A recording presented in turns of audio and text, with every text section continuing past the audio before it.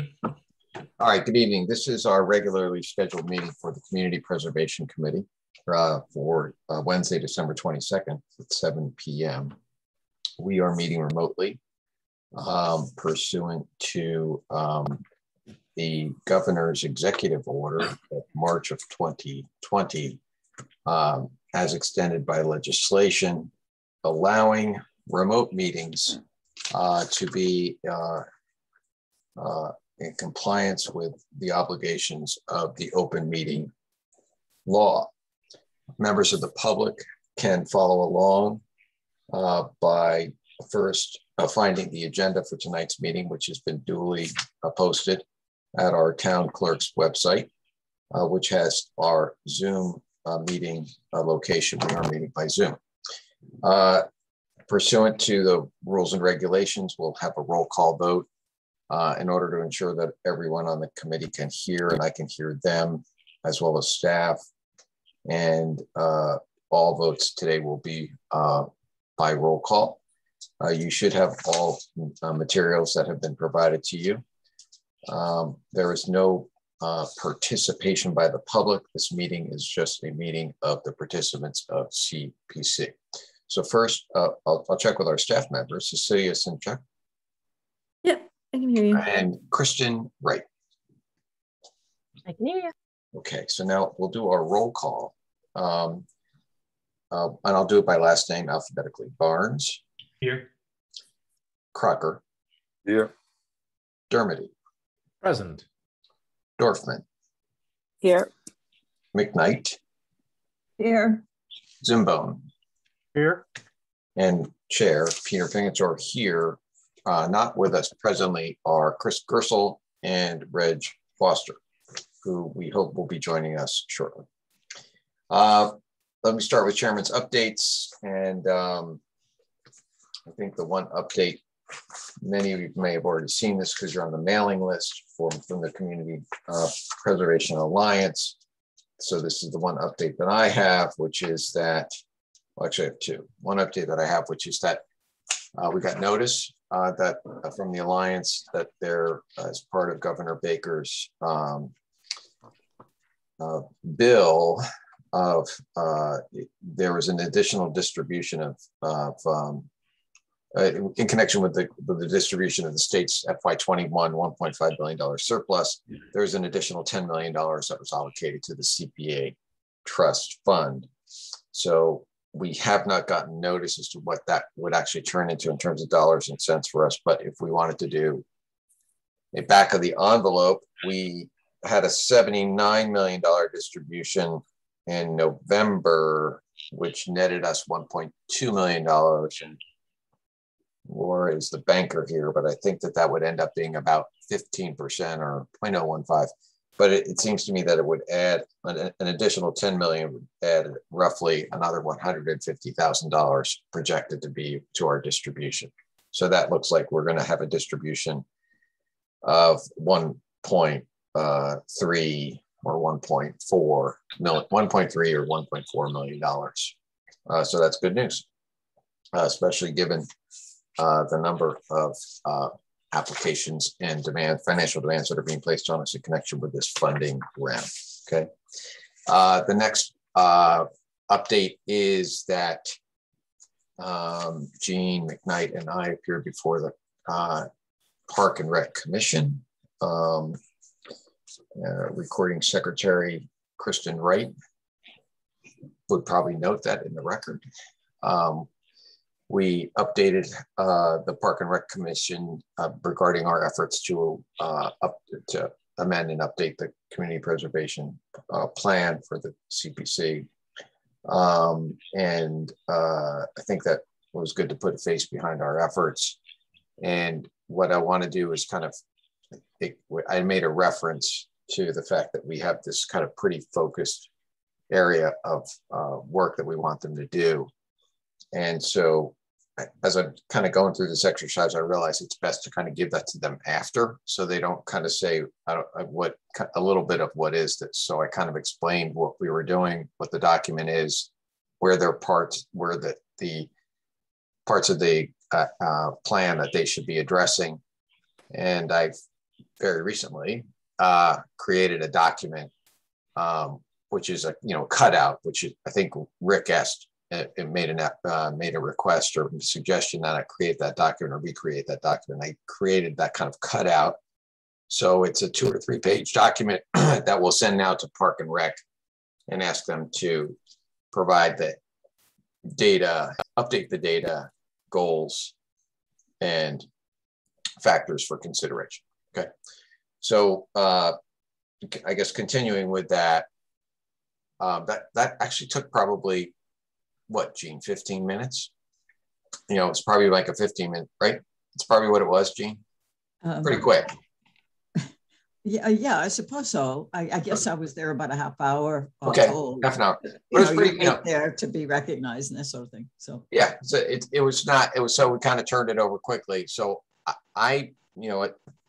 depending on Gene's availability, I think we can kind of go through that exercise, in January. I'll appear, and subject to Gene's availability, I'll appear before, Conservation Commission, and the Planning Board, I think, and the Historical Commission. Those are probably the 3 that make logical sense for the next ones. I don't think the Housing Authority even necessarily needs to hear from us because Reg has been doing the homework. Let's see. So we could, I don't know how we do that through staff or we do that through members of the CPC. I'll leave that. I guess I ask staff first. Should be the staff request, Cecilia, or should we have, ask Artie to, talk to Concom? Should we ask Laura to talk to the Historical Commission? Should we ask Gene to talk to the Planning Board? Yeah, I think that makes sense. I think that's totally fine, since they're already kind of there anyways. All right, can we do that? First available for me.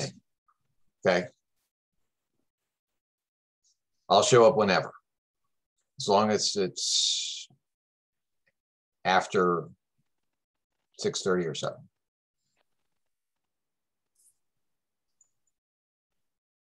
and you'll join. So Peter, are you suggesting that I'm confused, the liaisons present? No, what I thought that I would go to your Historical Commission meeting.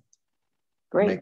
Make the presentation that it's kind of, I got it in the can, like make the presentation that. Yeah, no, that's perfect. I just wasn't sure I understood. Okay. Yeah. So but what Cecilia, so what I would suggest is that you're the chair, right, of the Historical Commission. I'm the vice chair. You're the vice chair. Sorry to the chair. And that was a double promotion.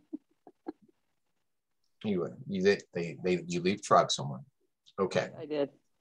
All right. So, but talk to your chair about having me come as soon, first available date. And already the same with the Concom. Mm-hmm. And okay, I'll send the message. Now, what exactly are we going to be talking about then? I'm going to put a face I'll simplify it. I'm going to put a face to the email that we sent out in August of 2021, informing the stakeholders that we are updating the community preservation plan for Needham, and that we would be requesting their input pertaining to the particular areas of the plan that apply to them, that committee or board as a stakeholder. So with Concom, it's open space. Okay. And the same with Gene McKnight and Planning Board. I think that they're involved, kind of certainly want to talk to them about open space. And I'm looking at Rick a little bit here. Do you think we should also? Go ahead. I mean, Concom, we all know about, do all of us know about the property on the other side of the road from Richel Reservation? So there's the only public statement that has been made about that is that there are negotiations that are ongoing between the town and the owners of the trust of that parcel. Yeah. So the Concom knows that. The Concom knows what's going on with. We've talked with that. We know that that's a priority for us, and certainly the priority for the town. There's no question about that. That's a high priority. whatever happens in the negotiations, we know the family is inclined or is looking for a way to make it happen. You know, the town's looking for a way to make it happen. So, you know, we know about that. We know about that. We know that's a priority as far as our open space and whatever funding may come from our bucket, of course, a little bit from the commission itself. So I guess I'm just wondering what we're talking about. Nothing personal, just wondering what we're talking about. Okay, so I wasn't prepared to actually have to, you know, that's kind of a question for your committee to answer and not for me to answer, right? So if you don't have any input, then fine. Tell me you don't want me to come. But it's not really me. It's not really for me to answer that question. Yeah, no, it's just a matter of I'm not sure if it's necessary for your time. Okay. I mean, yeah. I'll send them the message saying that you'd like to come and just present and say hi and just give some input. Yeah. But I'm just not sure. And honestly, I don't know what we're doing besides. We all know what's going on with that. But maybe it puts out into the public. But I don't know how much we're talking about. We're not really talking about that much very much in public until we know more. Because as far as the property, these were negotiations, and we don't talk negotiations in public. So Peter? It's not done. Yes. Yes. Could I just interject something here? Sure. I think Artie, this is as you get to the next item where we're going to be talking about the CPA plan and the proposed amendments, there's a section in that plan that specifically lays out the goals and the process for open space and any projects that come forward. It's not a project specific discussion. Okay. It's the goals looking forward down the road. What are your objectives? What's the Conservation Commission from an open space perspective want to pursue?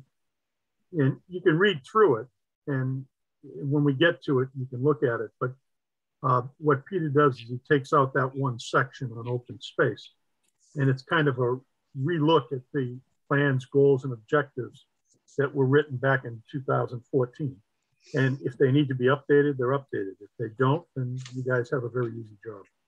Okay, thanks, Rick. So it makes sense. Okay. All right, sorry. I thank you, Rick. I could have clarified it a little bit more. So thanks. Thank you for that. Okay. All right, and so with planning board, I think that I think that what we had forwarded to, what I was going to forward to them and discuss with them was housing, community housing.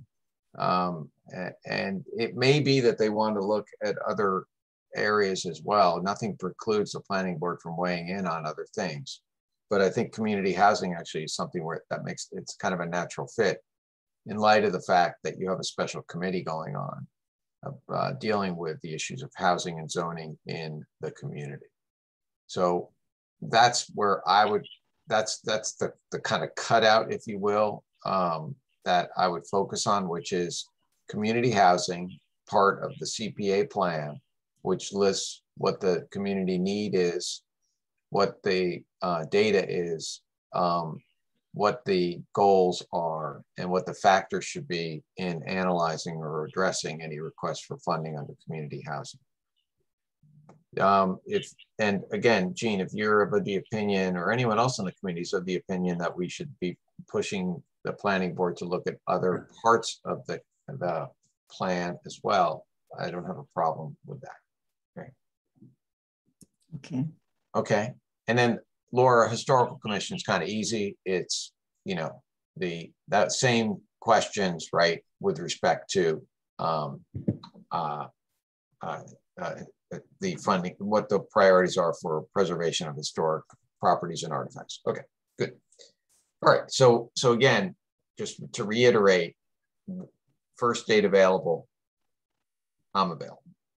Okay, just to keep things going along and get it on the agenda for your respective committees, right? Okay. Next up is a review of proposed amendments to the CPA application. And I think what I would like to do is let's combine that with our next question, with our other issues dealing with due diligence questions, et cetera, okay? Because that's kind of where we're at with the application, and we can have broader question. You asked some broader questions that I have for the committee.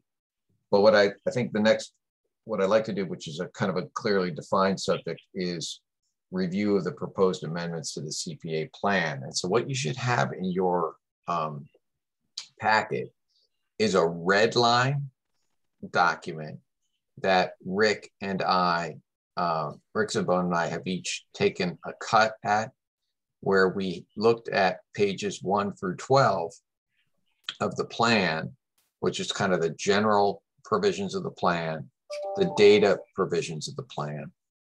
And we have made proposed edits and updates to the document. And Rick and I thought at this point that it might make sense to kind of bring it forward to the committee and say, this is our effort.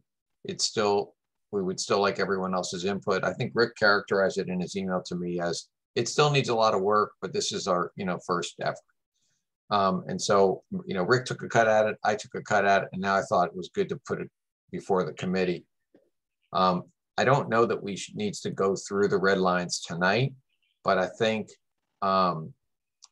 what I'd like you to do, if you do want to scroll through them, thumb through them and ask questions, fine. But I want to just tell you generally what we limited our work to was pages 1 through 12, and then with notes that Rick has put in with dealing with the particular stakeholder provisions that go on from 12 to 20, saying things like this data needs to be updated, this needs to be sent to the Conservation Commission, this needs to be sent to Park and Rec, and this data needs to be updated, kind of with margin comments about what needs to be done, okay? But I wanted to inform you of it, bring you forward on it, and give you an opportunity to review it and make comments now or even at our next meeting. It doesn't matter to me. I just wanted to get the information. Okay. So with that, I'll open up the floor to any comment, question that anyone has regarding that document.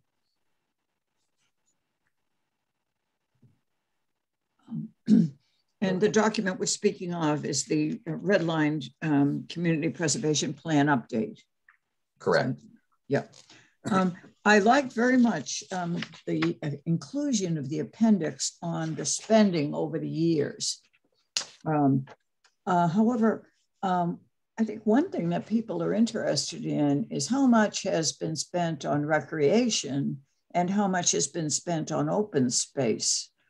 And I see from the applications this year that sometimes projects are checked off as being in both categories, but isn't it possible to have an open space column and tell people how much was spent on that as compared with recreation? All right, so that's a good question, Jean. We had a working group that dealt with this. It was Bob Dermody and Rick Zambone worked together to put together this spreadsheet. And so I'm going to let them answer that question first. If it stretches your memory, just let me know. But why don't I open it up to Bob first, who did the initial spade work, and then Rick as well. Okay. And then our staff, by the way. Okay. Yeah, because they did help, certainly. This was back when Karis was working with us. I know I reached out to her for information. So, and yes, it is indeed stretching my memory. But Jean, basically, at one point we decided, or I took this on, I was just curious. So I took data that was provided to me by the town, and that's how that chart sort of got created. So,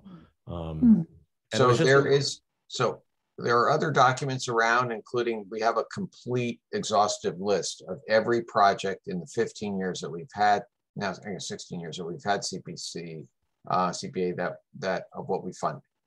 So there's a listing of it. And there is always a designation of where the funds come from. Some of these projects have a split where we take some money from open space and some from Park and Rec. But be that as it may, I think that I think I'll turn to Cecilia, but I think we can probably do it. We can divide up that chart, that section, couldn't we, Cecilia? Yeah, we can definitely get a document that shows where the money is and just regularly update it after every town meeting, realistically. And also, Peter, if I may, and I remember asking you this at the time or talking about it among us. the numbers were sort of like what was allocated in that year, like voted on in that year, not necessarily how it was distributed, right? So like we took a vote to spend this at this meeting in this calendar year, and then the machinations of how it actually got paid out is sort of a separate issue in my mind. Yeah, so yeah. I think that's right. And also, right, that's right, Rick. Does that make sense what I'm saying? Like we vote to spend $1 million, but we don't write a check for $1 million necessarily that day. Right, okay. Correct. Yeah, that was all when it was voted on. And, yeah, so what? Getting back to Gene's question though, I believe my memory serves me that there's a very small percentage of that money was for open space purchases. Right. Maybe, you know, a couple $1 million. I mean, we've only purchased a couple slices of land.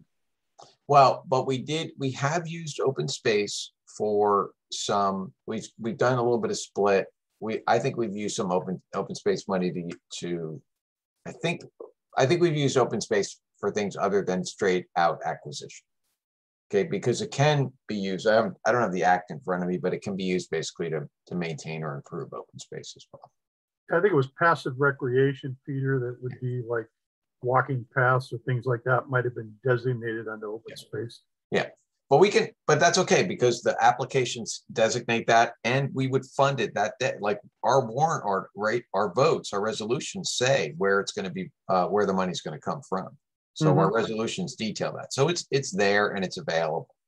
And then just to clarify this, I just want to say it a couple of times, just so everybody understands this, is Bob is saying we looked at what we voted on for the amount.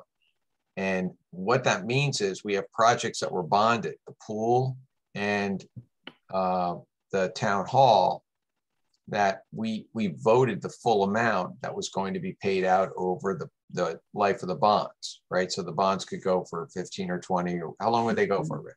Do you know generally? Are they 25, 30 years? 25 or 30 years. So that's how you end up with this unusual weighted system where you say, wait a minute, it always has to be, why? It always has to be 10% because we allocate 10% a year for housing. Why isn't the number 10%? And why is the number only 4% for housing? And that's because the number is weighted because it's looking at expenditures that are going to be made in the future. Okay. I mean, I think we need to do that in fairness for everybody, for them to understand that, but that's just kind of a natural question. Do you understand what I'm saying, Gene? Yes, and I understand that it's complicated because if you just go with the appropriation and the appropriation includes borrowing, it's going to seem like an awful lot of money in one particular year. So you really have to tease out what that meant in terms of spending for the particular years.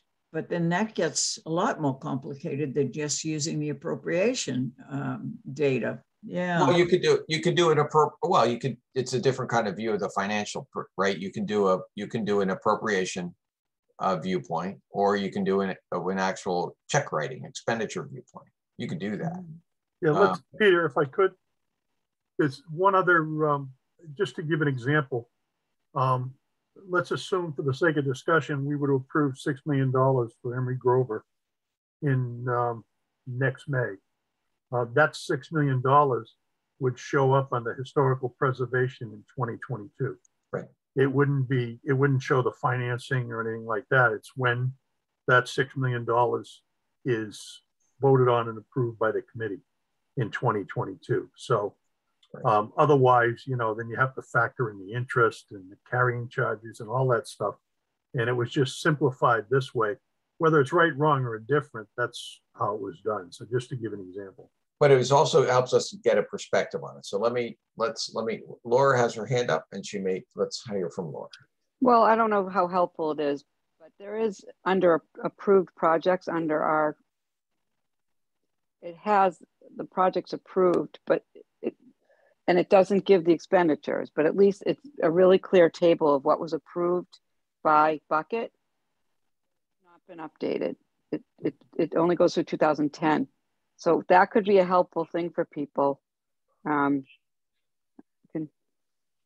is that, Laura? Never mind. Where is it? Hold on.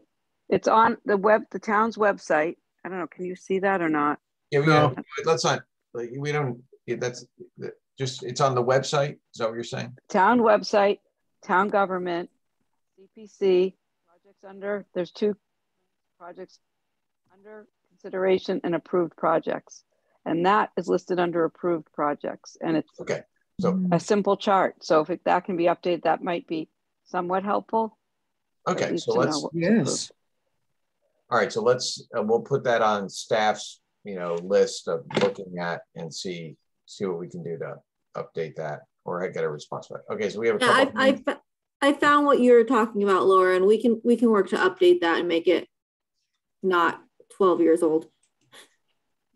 Well, okay, so all right, so that's to say. Now we've Artie's frozen, I think. Are you there for Artie? I'm there. Okay, yeah, you look like the guys, freeze meister for a minute there. Yeah, no, guys, I gotta step back. I'm fried, and I'm right on the cusp of like being sick, and I'm really tired.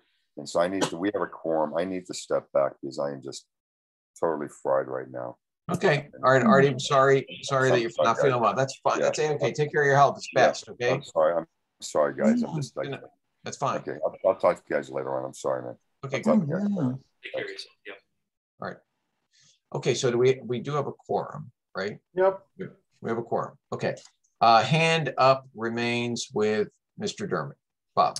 Yeah, and who was it? Laura and then Cecilia. That's the chart from which our colored chart was made. That's so, it's just a different version of the same thing, and it should be 12 years old. So it's updated. Yeah, well, yeah. That's the last I looked at it, but that should always be out there. I mean, anybody in town should be able to look up anything since the inception of CPC. I think it's just the first time when I've been on the committee where we as a committee looked at it in this kind of pattern. And the real goal of that was the bottom numbers. I was curious of the percentage per bucket, which informed our discussions over the last year. Thank you. So that's directed to Jean. That's answers one of Jean's questions, I think. Mm-hmm. Okay. So now, now we're back. We're still with the CPA plan, red lines. Any comments? Any other comments or questions? Not at this time. I would like more time to read it, though. I haven't really had a time to digest your comments, so thank you. No, and so absolutely, we're putting it out there. We'll put it on the agenda for next week. We'll just have it kind of roll forward. So look, Rick was working on some project one year where we just, it was like, well, Rick, what do we do next? Put it on the agenda. We're going to discuss it. We're going to move it forward. I can't remember what it was that we were working on, but it was, I'm sorry, I've forgotten what it was, but it was one of those things where we just needed to kind of work at it, push it forward, get input, keep pushing it forward. Right. Does that make sense to everybody? Yeah. Peter, can I ask, please? Okay. Yes, Joe. I've looked at it as best I can. I haven't scoured it, but is this wholesale change, or are there areas to be identified that has been updated? I know you've talked about a red line, but I don't. I'm not sure exactly what portion of the CPC plan you've revised. Should I? Okay. So you should be able to see it's a document that shows up on your screen in a red line version, so you can see what we struck. Okay. It must be. It does not showing up on my iPad. I'll have to go. Oh yeah, it's not going to do that on your iPad. That's not going to. It won't. You'll need. I've got a laptop and a desktop. I'll look at it there then. And then it'll become self-evident because you'll do mouse overs and you'll show who made the changes and when they made them. Okay. Thank you. Okay. Any other questions?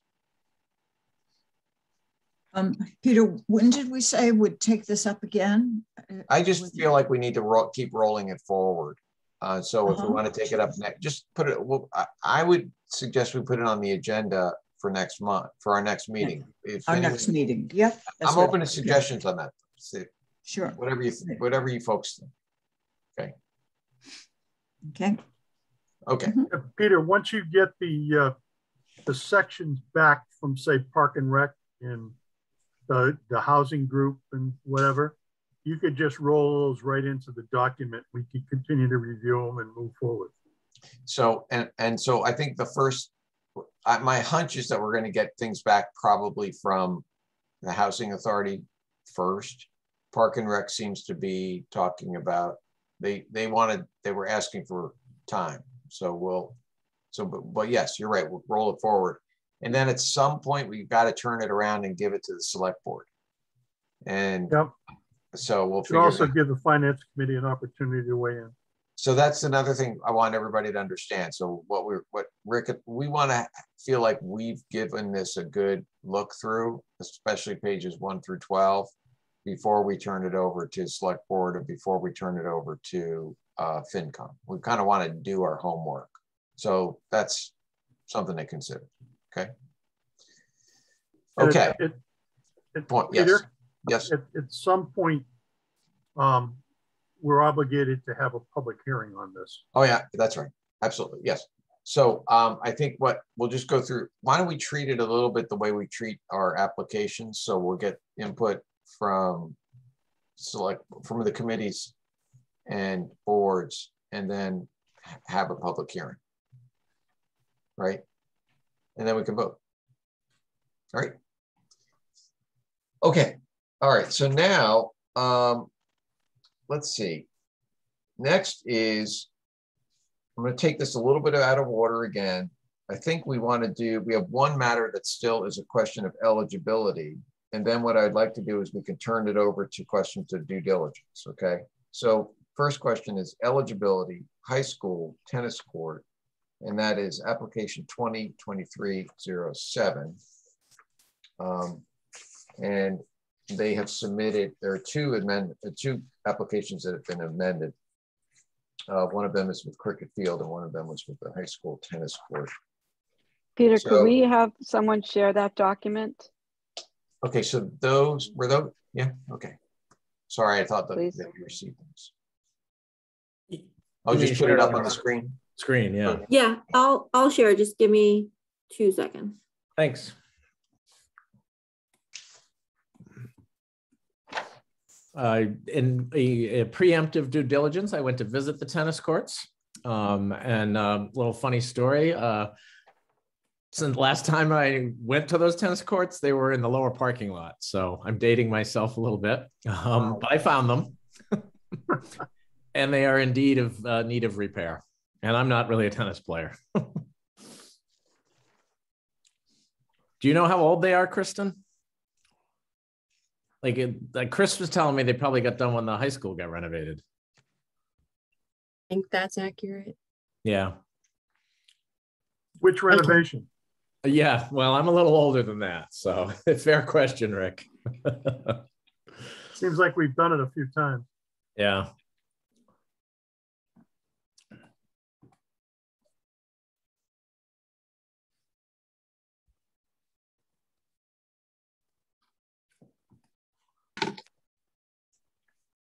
All right. So, is there a specific section you want to focus on? I think the project summary probably is where we had our biggest questions, right?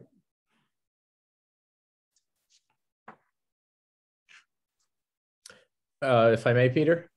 Go ahead, Bob. Yeah, so I reached out to Stacy Mulroy, new Park Rec director, and had a phone call with her and just told her what we discussed at the last meeting. I expressed that I was one who had concerns in the meeting about the word design, and it wasn't clear what was actually being designed. And so they've rewritten the project. I know Chris Gerstle went back to her and shared with his thoughts from the meeting. So this is our revised version. And it says in there, this project is seeking funds that will be used to evaluate the current condition of the courts and then provide design options for either a resurfacing or a full renovation. And both Chris at least said this is analogous to the discussions we had with respect to the track at DeFazio about, do we patch or do we do a bigger job? And I think the town admits they need help in deciding that. And that's what these funds will be used for. I guess, and I'll be a bit of a nudge here potentially. How does this committee feel about designing two options? Reality, only one would ever get built. Am I being too picky? Well, I guess the first question is does that a question that falls under eligibility? Oh yeah. Yes, I believe this now does fall under eligibility. I'll just no. Does your question have any impact on the question of eligibility? Not in my mind. Okay, so then that would be something that we could discuss after we determine Fine. whether or not it's eligible. Okay. All right. Does anyone have any additional comments or questions for Bob Dermody regarding 2307 resurfacing or rebuilding the tennis courts design fund request?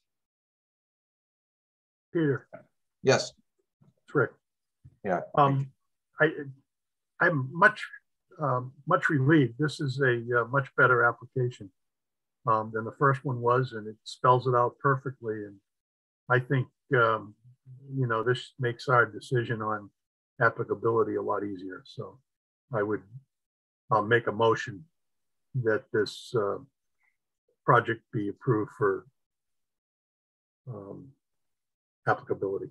Right, that'd be, all right, so the motion is that the CPC has determined that the request through FY 2307 is eligible for funding under the CPA. I would like to second. All right, okay, so that's Rick, and for motion by Rick Zambone, second by Bob Dermody. We'll have a roll call vote. Any more yes, any further discussion? Further discussion? Sure. You know, we're voting on the eligibility, so this question may be out of order or not germane to it. But when I look at the spread of the potential cost, and I understand one could be resurfacing, one could be rebuilding. It's $1 million difference. It still seems to me, and maybe that's a discussion for a later time, that is a huge amount of money for resurfacing or rebuilding 4 tennis courts.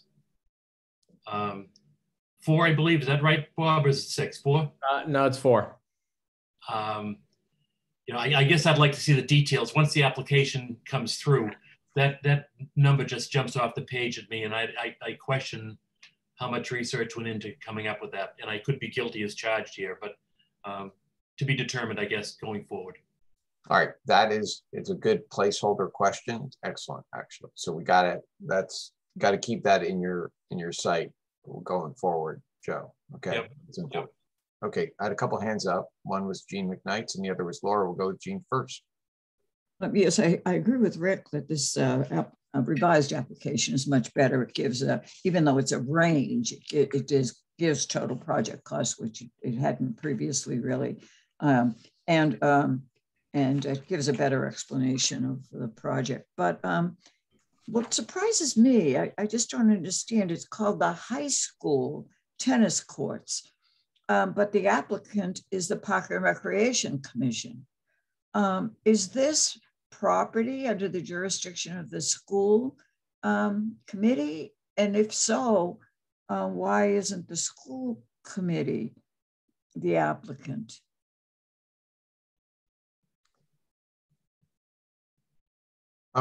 Maybe Kristen can offer some insight into that. Kristen? Park and Recreation has jurisdiction over all field property, parkland, and playground and court, even if it's located on the school, for maintenance and made like just to oversee. They oversee it. The Park and Recreation. That's their charge. Their entire charge is that. And so the only parcel that they don't oversee is Memorial Park, who is overseen by the Memorial Park trustees. But every other school, we permit all the fields. We handle all the maintenance with Parks and Forestry.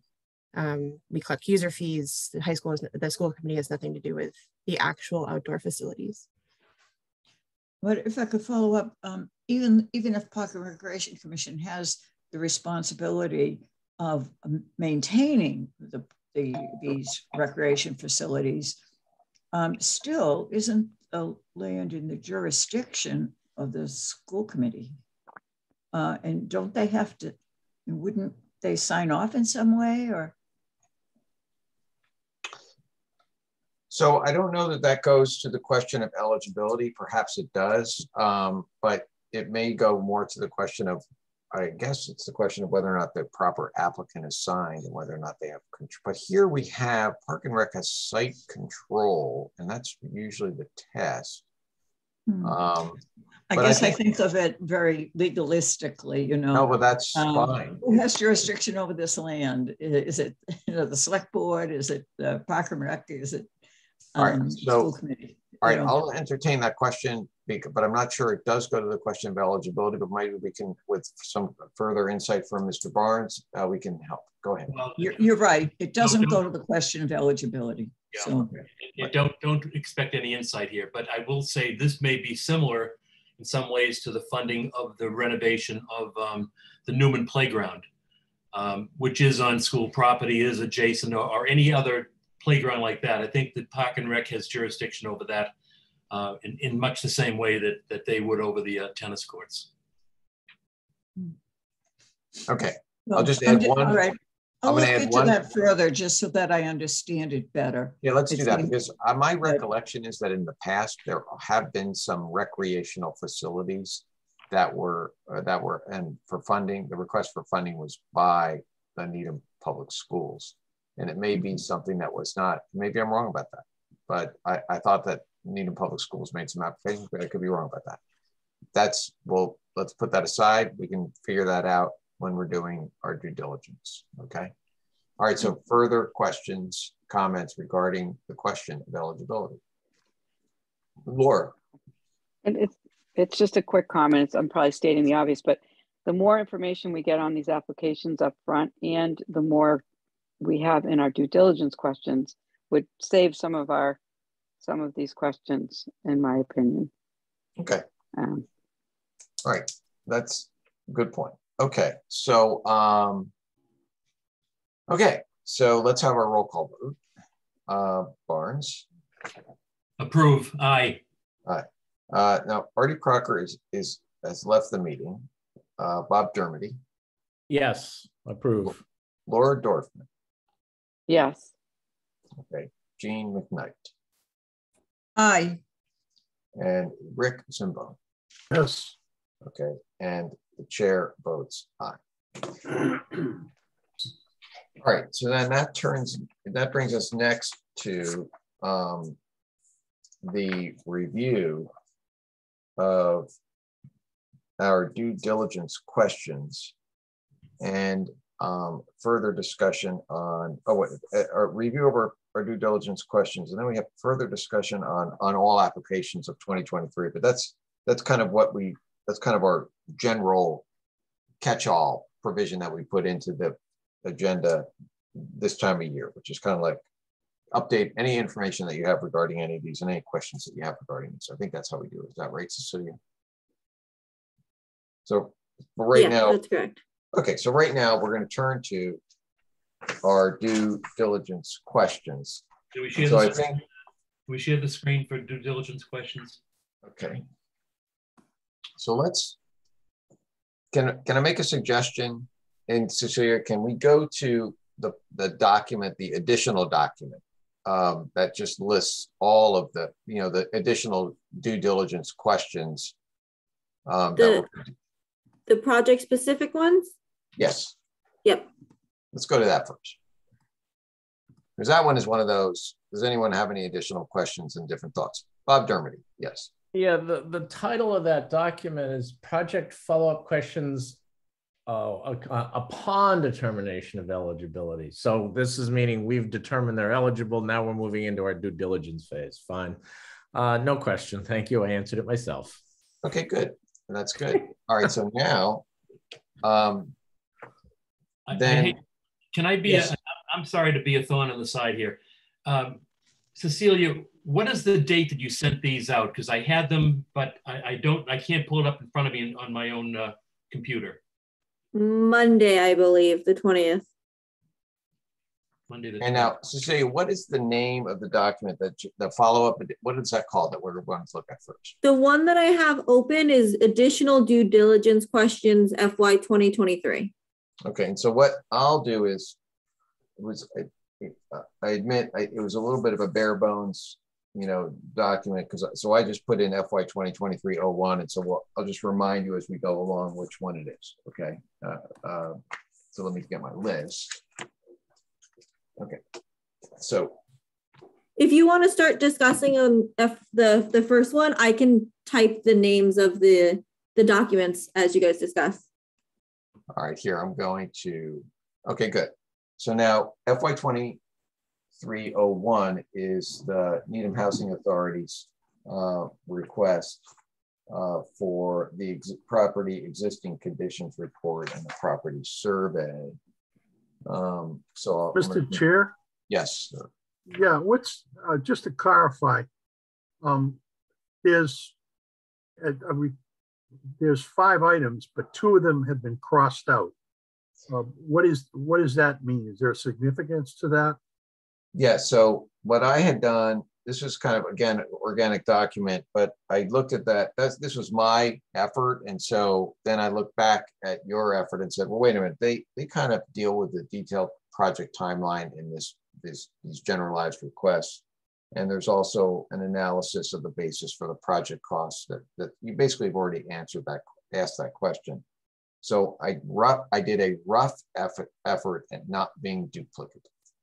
Okay. Oh, so you had crossed out this other stuff? Yeah, this is me saying, you know what, I wrote number 2, but you know what, we don't need to deal with number 2.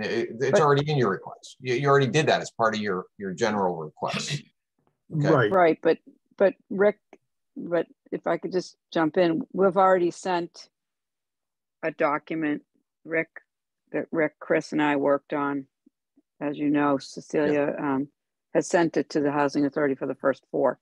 And it may not, it's probably more inclusive than the items that you've listed here, Peter. So I don't know if how we want to handle that, because those questions already went out to Reg. So to clarify, and I'm sorry if the way I sent this confused anyone, the page that's listed as follow-up questions eligibility, did that switch over to a new screen when I did that? No. So it's called project follow-up questions upon determination of eligibility. That was sent out to the Housing Authority, and at the end of that list were these additional due diligence questions. Oh, okay. So it does include all of them. These are just the ones Perfect. that are project specific. Okay. Great. It doesn't Thank matter. We don't need to. All right. We can quickly go through 01 through 04, but the rest of them, these are all, these are all due diligence questions. And I do actually have I want to have a discussion really. I'm going to tell you where I'm going with this. I want to talk about these due diligence questions just so we have a sense of what the documents are that we're looking for, going through quickly through all of these requests, get your input. And then I actually do want to pivot to this general request, because I do have I think we need to have a discussion about what our kind of first principles are here and whether or not it's working, okay? Because I'm not so sure when we actually execute on the document that it's going to work. I have some ideas about what we should do with the document, but I don't necessarily, I'm not sure it's working. So why don't we do this? This is my effort at saying, okay, look, I've made a first pass. Actually, I know that Reg Foster's made a first pass. So this is a combined document because, and maybe other members too have offered some insight into it. But this is a combined document of first pass at due diligence questions, 01, 02, 03, 04. That team, the Dorfman, Zimbone, and who was Gersel. Yeah, he's not in front of me, so I'm not being reminded. Team, they did put together a list. We're going to do that second because that has some applicability to everybody. Okay, so I don't know if I think that it will become clear as we go through it.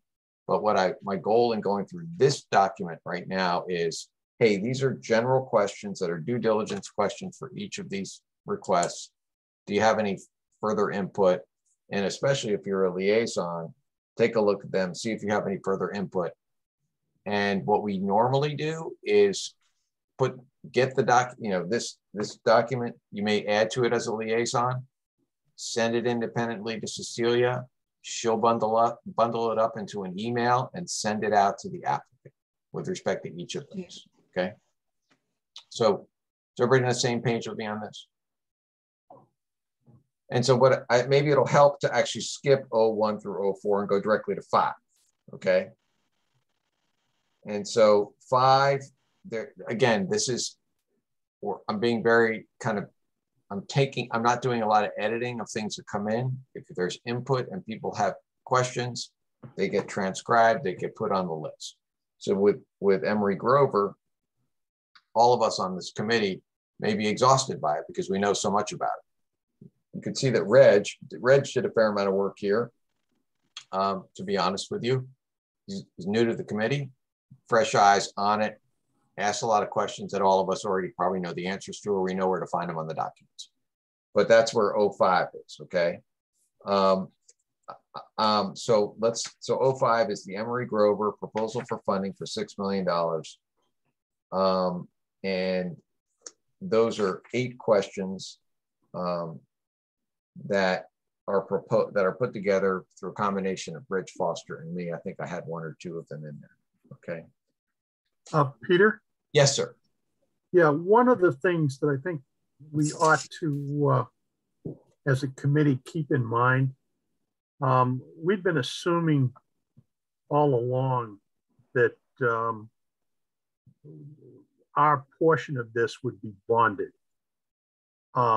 Given some of the more recent developments, like the additional influx of revenue from the state, also the fact that one of the other projects further on here is going to be, the scope of which is going to be cut back significantly because of some items they've found on the property. I think we may want to just keep in the back of our minds that we don't have to do all of our funding with the bond. We could fund some with cash. And that would affect the financial viability of what we do on this project. So I think we need to just keep that in mind. It's not something that needs to be addressed here with these questions, but I just wanted to bring it up. Well, all right, so everybody's making some, okay, so we just need, if we can make sure that we get these placeholder items, these are all important items. So this kind of falls up under, this is ultimately when we talk about financing these requests. Yep. Rick raises a question of, it can be done through a combination of cash and borrowing, really. We call it cash and debt, right? Because that's really what it is. And if that is that a possibility? And what I would tell the committee is that what we would do is we go to our finance director and we ask them these questions, and we even may ask them to run a financial model that reflects that. Okay, so that's later in the game, but it's really important for us to kind of keep these questions in mind. So I'm just, okay, so we're going to park that as an Emery Grover question. I want to just note Joe Barnes' question regarding the tennis courts and the amount of actual project costs. Okay, all right. So now, I don't mean to put you all on the spot, but we want to get these questions out, right? So have you had an opportunity to look at FY 2023-05 due diligence questions? Anything to add and anything to really kind of say, you know what, I don't think it's a good idea to do that. I mean, and why, right?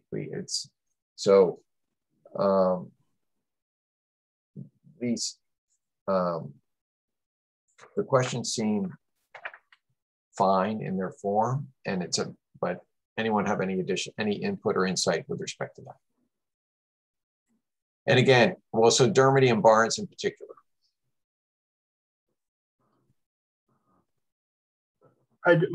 Peter, it's Rick again. What stuck out in my mind was item number 4A. I agree. That's really not a question that could be, that's what prompted my comment about the cash. Okay, good. You know, I'm not sure that that's a question that it may be applicable down the road, but not necessarily now. I agree with Rick. I think some of these questions, or at least that one in particular, is really not something that Dan Gudikants is going to have the opportunity to answer. You're right, we probably want to have some information on the funding process, but that's not his responsibility, I do not think. No, it isn't, Joe. I'd like to be able to be sure that the 8 questions that apply to Emory Grover are questions that he can handle or he can get information on. I have already spoken to him at length about the project and any changes since the last time he appeared before us, and he was very very straightforward and informative that he went through the process of what they've done to get it down to 20 million versus the 28 or 29. And I'll get back to him again with many of these questions. I just want to be sure that they're questions that he has some handle on, that he can give us an answer to. Okay, so my rough cut is number 4. Like all of number 4 seems a little difficult. Would seem like a little difficult for the proponent, public schools to respond to. Yep. Okay, and then that I think that goes into. I'm not sure. Bridge isn't here to really explain this to us, but provide pros, cons, justification, but based on qualitative measures. I don't know what that means. I don't. Do you know? Okay. Some of these we can hold, and if you guys. Great. So let's just take it from the top. Peter, can we talk about process for a second? Yes. I look at these questions more as a helpful guide for the liaisons on each of these projects, and not necessarily something that we would just put on a piece of paper and say, in this particular case, hand these questions to Dan Gudikants. Yeah. I would view that is this Joe and Bob's project? Yes, it is. Yeah, I mean, I would view it just from a process perspective, and please correct me if you disagree. But I would think that this would be stuff that it's kind of a heads up for Joe and Bob, that there are committee members looking for this type of information, and they can kind of wield it into their discussions or meetings with the proponents when they have those meetings, with the intent of having these questions answered when they come before the full committee and make the presentation. I mean, am I looking at it wrong? No. Oh, I mean, go ahead, Bob. I'll let you guys respond, and I have some thoughts. I'm sorry, but yeah, when I think that's good advice, and I think when Bob and I meet with Dan, I would like to have the flexibility to be able to take some of these and massage them, but not necessarily in the wording that we have here. I think we want the information that Dan has, but I'm not getting a feeling on some of these questions that it's exactly the wording I want to use. All right, so why don't we let's deal with the principle around this, okay? Let's just get this right so we know what we're doing going forward. So if we have some questions that someone digs in and that puts some due diligence questions together, it seems to me that there are a couple of levels of review. Obviously, there should be staff review too. So staff may have input on this and say, it's not appropriate, it doesn't make sense, whatever, okay? Because not every question works or makes sense. And as should the liaisons. My only question, and I'm leaving this open to you folks, is, I always liked the written question and the written response, but if you don't think that it's not a requirement, if you think, look, I agree with what you're saying, Rick, which is, why don't we use this as a guide, because we got members rolling in, we got members who aren't up to speed the way we are, we got people taking a sideways view of it, and we got a lot of participants. Let's take what they're asking and see if we can get the information that satisfies everybody. And I guess if that's the case, we don't really end up with a written response all the time. I can live with that. How does the committee feel about that? It's no requirement, but the questions and answers have to be written and in writing. I think in the past, Peter, we have had questions go out to the applicants, and we have gotten written responses.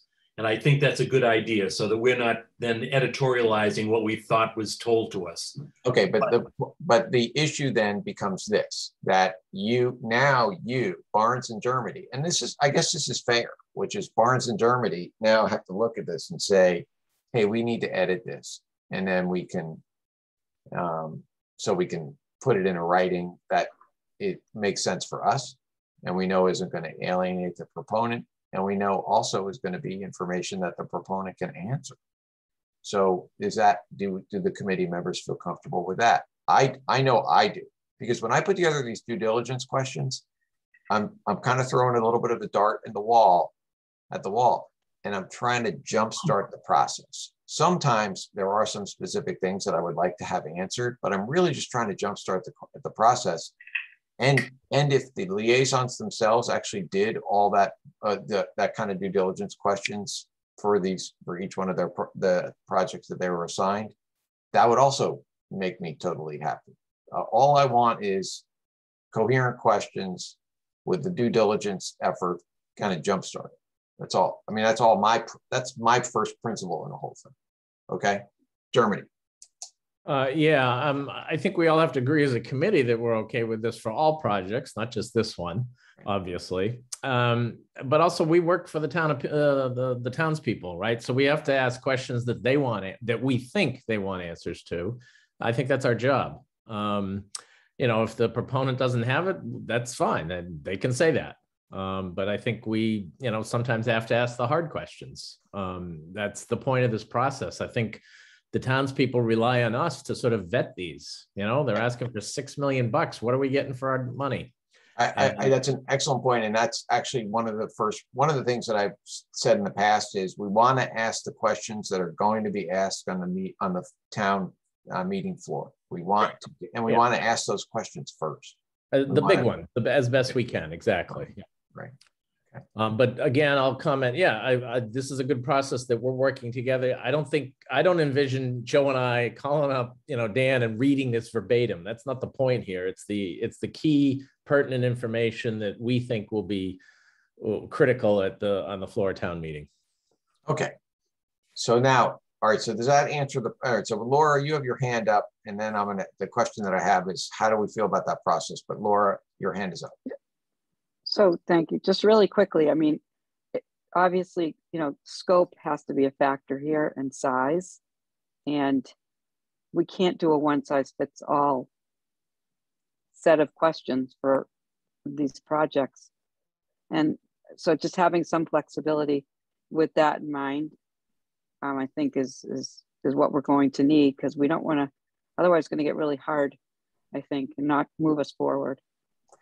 Yeah, that's kind of begging. That's actually what I wanted to address on these general questions, that I had put together as a list, because when I started looking at it, I want to get to that next, but once we finish going through this. But my feeling on it is that the document that I'll take ownership of it, because that I did, and Laura contributed to, where we tried to get a general request out. I don't know that really works. I think it could be used as a checklist.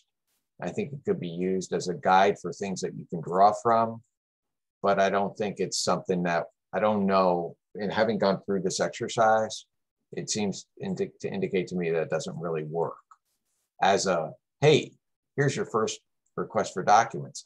I'm sorry, I don't think it was a waste of our effort, but because I think it can be used as kind of even something that we look at the end, which is like, hey, this is an exhaustive list of things that we need. Some of it's relevant, some of it's not. Did we miss anything? But that's going all the way backwards to. Or Peter, you could do what other towns do, which I don't think we wanted to, but you send everything out, the same documents that every applicant has to complete, and where it's not applicable, it's NA.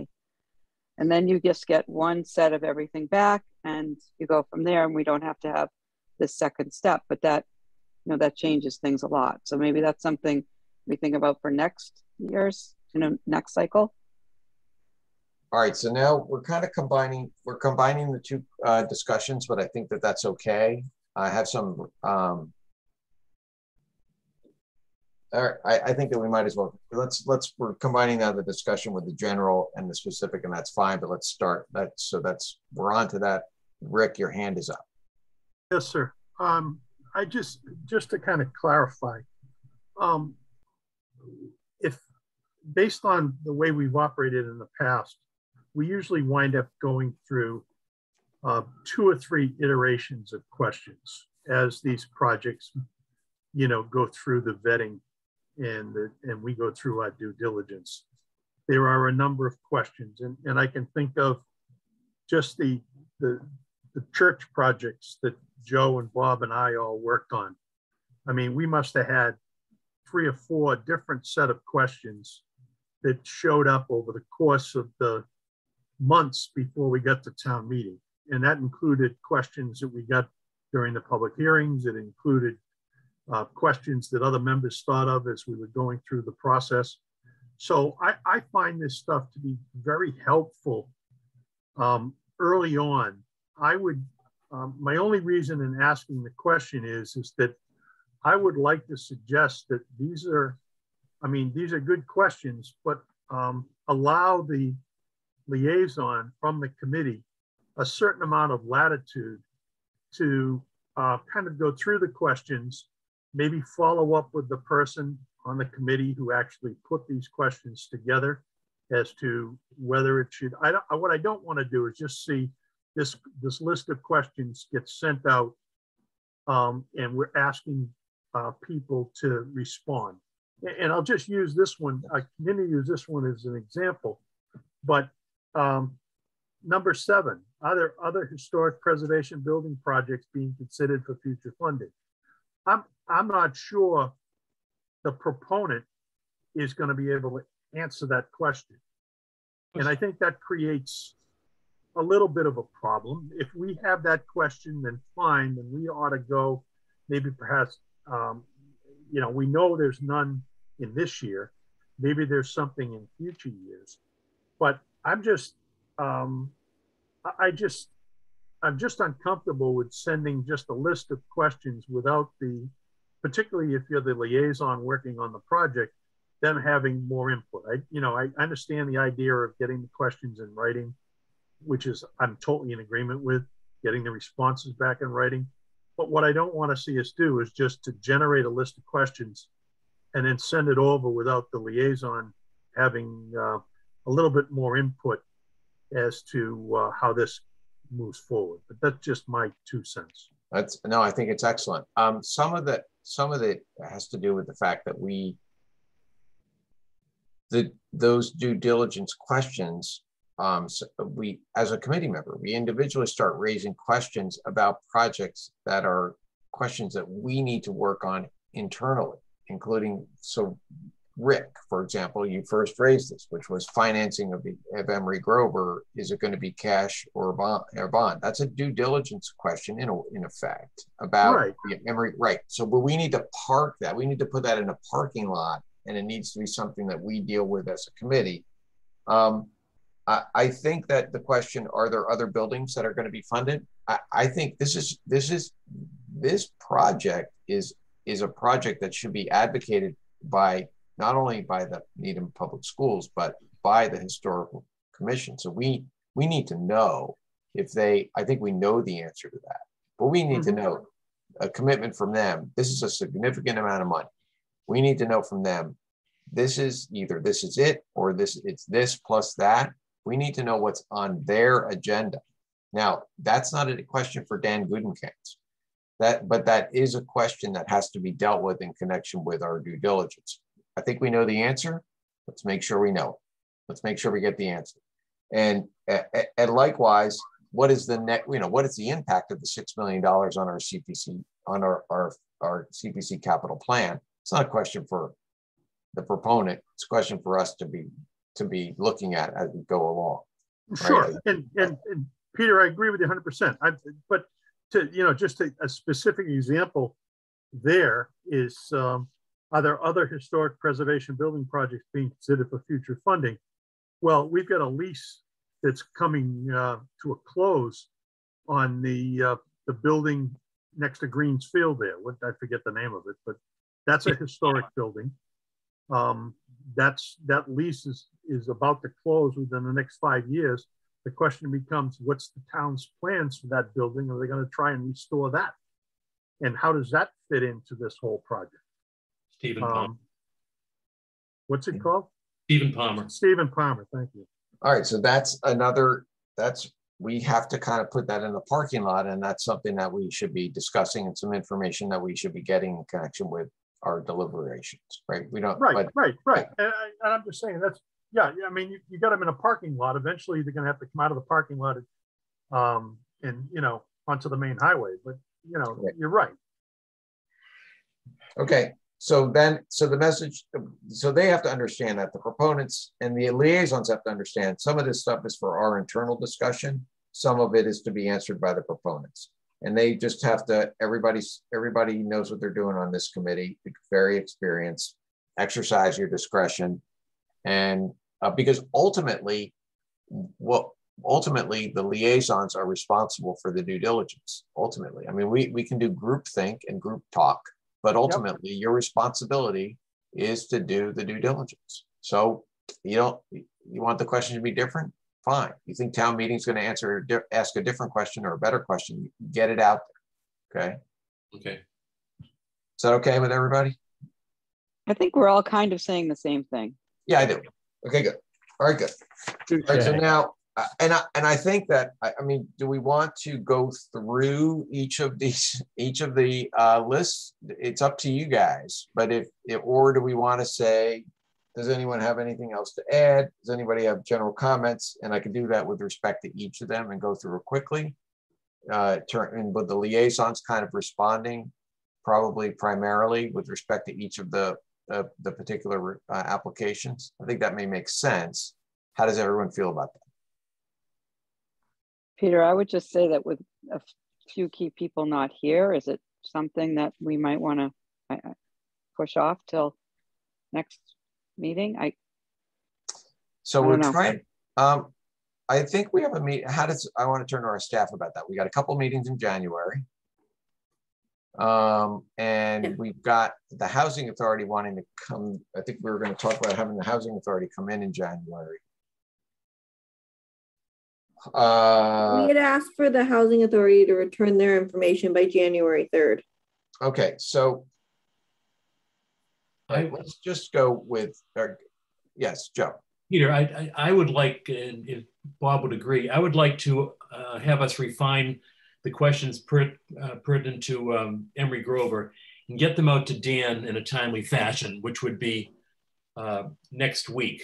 So I'd rather not wait for the next meeting to be able to put together. Oh no, but we're kind of done with you. Yeah, I think that we're done. I would say that we've kind of exhausted ourselves on Emery Grover. Here's your hat, let's hurry. Okay, gotcha. So then the next question is, well, why don't we let's try and go through this, I think, so that we can, so the next one is 06. And this is, that's the field house at Cricket Field. Cricket Field. Okay. And some of these questions were responded to in the revision that was submitted to us for tonight's meeting. At least they've given us now a total project cost, but these questions ask for more of a breakdown.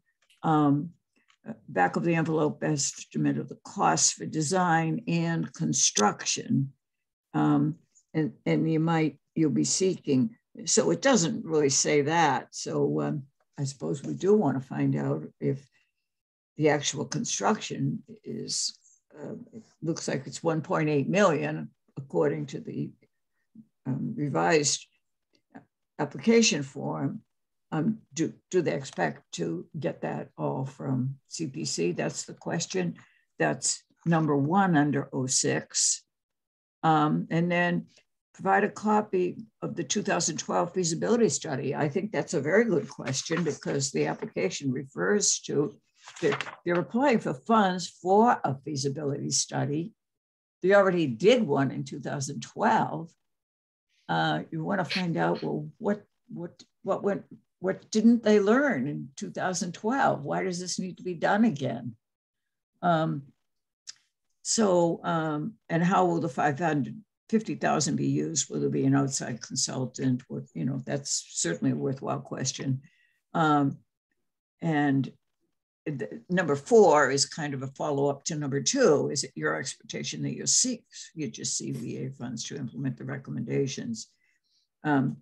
So yeah, now I'm speaking as a new member, but aren't these the kind of questions we typically would ask at this stage? So I'll let, some of them are kind of the first one is kind of a Ricks and Bones special, right? Which is, okay, how much we need to know how much the cost, I don't want to put you on the spot, but it's like, right, we want to know how much the construction costs are going to be. We need to kind of know going forward, what is it that you're going to ask us for? What's the estimated cost of construction? What's going to happen next? When are you going to propose that we do it? So those all seem to make logical sense to me. I'll let the committee members, kind of add, if you've got additional comments on that, on those requests. Jean is new. Any other comments? Do they make sense to you? Rick, I don't mean to put you on the spot. But no, you can put me on the spot anytime you want, Peter. That's those are all legitimate questions, and I support us getting the answers to those. I mean, I don't think that's usually what we do. Yeah, that's a good example, by the way, Jean, of what we do. It really is. Okay. All right. So now we're moving. So tennis courts. Let's see. Let's go on to tennis courts. This is also my recollection is it's Dermody and Barnes on tennis courts, correct? Yes, we are a tag team. Okay, so then again, we're going to give it the general principle here that these are generalized requests for information that can be modified and amended by the liaisons. And so, but if you have additional comments, then let me know. I think some of these were, I think I did a lot of this, but I think that some of my questions may have been answered through the application because we know, I think, what we're getting. And it looks like 3 and 5 are somewhat repetitive. A couple of backs of the envelopes there. Little, yeah. But there's an example of the liaison massaging. And yeah, editing, massaging. Please do not cut and paste. Make us look good.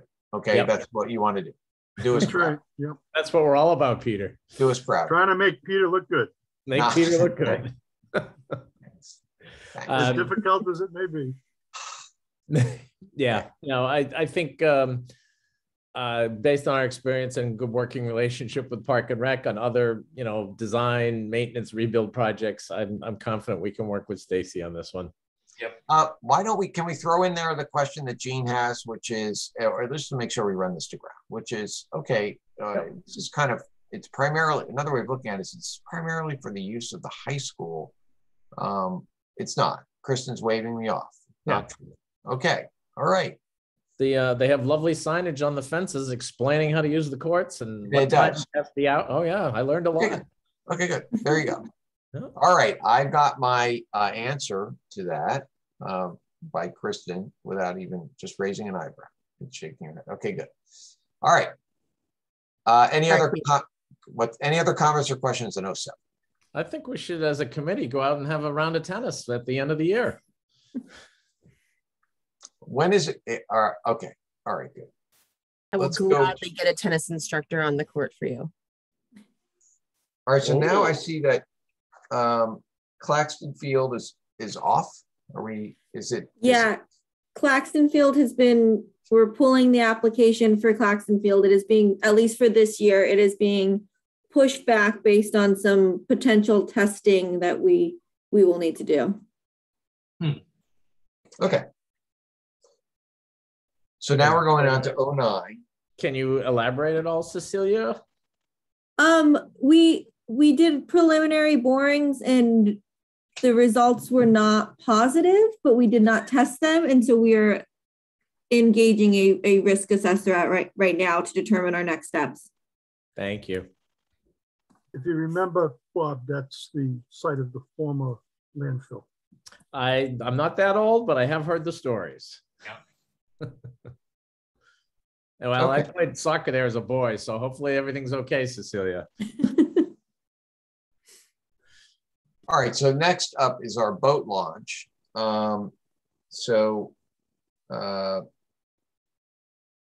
Again, I guess these are not for the proponents and the liaisons, rather, these are things that can be edited.